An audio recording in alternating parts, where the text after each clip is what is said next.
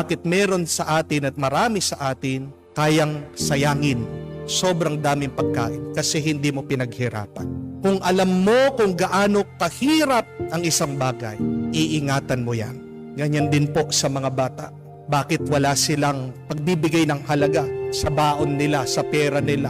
Ginagastos na lang nang walang pag-aalinlangan. Kasi hindi nila pinaghirapan. Pero tingnan niyo po, pag lumaki na yung bata, pag tumanda na yung bata, pag nagtatrabaho na yung bata, paghihingan mo, ikaw naman ang hihingi sa kanya. Ba, nagrereklamo, nagdadabog. Ayaw magbigay. Bakit? Naiintindihan na kung gaano pala kahirap ang kumita ng pera. Kung nauunawaan lang natin gaano kahirap, ang bigat at sakit na pinagdaanan ng Diyos para lang maligtas ang kaluluwang ito, ang buhay na ito, hindi natin sasayangin ang ating buhay at hindi natin ibibigay ang ating mga kaluluwa sa masama.